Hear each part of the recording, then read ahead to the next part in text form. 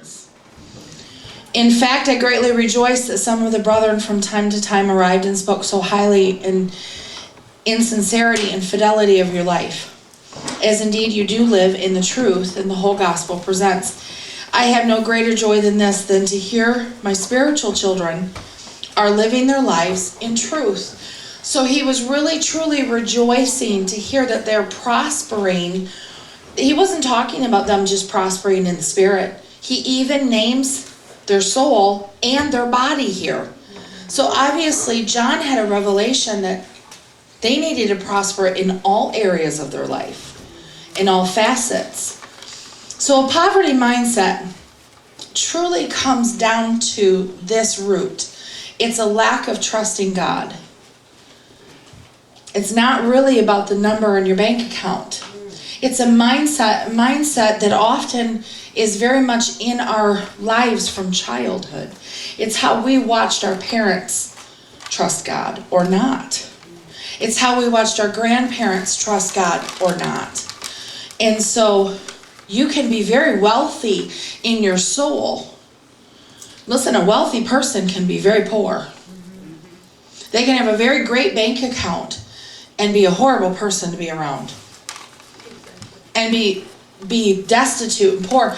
Even Jesus said this to the church. He said, you think you're wealthy, and yet you don't even know you're naked and you're poor. Remember, he said that to one of the churches in Revelation. So again, this isn't about your bank account. This has more to do with our attitudes and our hearts and our minds. So you can be wealthy by the world standards and be depraved in your mind. You could be abusive, addicted, greedy, and godless. And that makes you poor. That puts you in a place of poverty, and you're impoverished. And I know our world thinks, but you got a big house, and you got the right kind of cars, and you have the right kind of job, and you got wealth, and you have money in your bank account, and you have a title and a name. And that is what the world wants. They want fame. How do I know that? Because just go and look at social media for a second. Everybody's craving for 15 minutes of fame. That's all they want. They just want 15 minutes of fame. And everybody's searching. But listen, if you don't have the riches in your soul, all the money in the bank account doesn't matter. That's right. It don't count. Poverty is about the way we think and about how we value our needs and our life and the balance of those. What do we gain if we gain the whole world and yet we lose our soul? Right. So we're to be good stewards of what God has given to us. Part of the poverty mindset is grasping a hold of this. Everything that you have is given to you by God as a gift. And everything that you do with it has to do with stewardship. We are called to be a good steward of what God has given us. And in fact, Jesus in Luke 16, I'm not going to read all of it, but in Luke 16, 1 through 13, Jesus tells this parable about the good steward.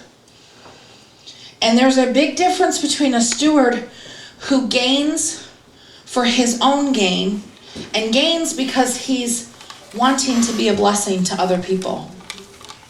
And if you go down to verse 10 in that little section, this is what Jesus says. He says, he who is faithful in a very little thing is faithful also in much. He who is dishonest and unjust in a very little thing is dishonest and just also in much. Therefore, if you have not been faithful in the case of unrighteous mammon, which is deceitful riches, money, and possessions, who will entrust you with true riches?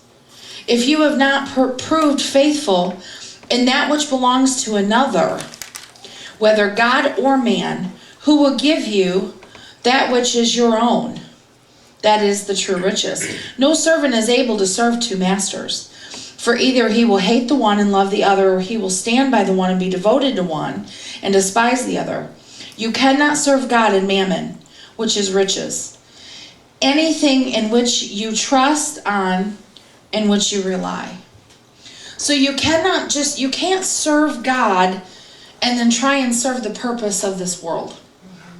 You can't do it. God blesses us so we can be a blessing. But the world's idea of riches and wealth and what they call prosperity, okay? And I'm talking from the world's version. The world's version is to get so that you can keep for yourself. But God's version is to receive the blessing so you can be a blessing and give. Amen. Jesus talked about a river of life. Oh, we have a screen. River of life flowing from us, and it's supposed to be continually flowing. You guys, that's not just spiritual. That's also physical in the way that God blesses us. Yes. We're supposed to be continually giving out so God can give back.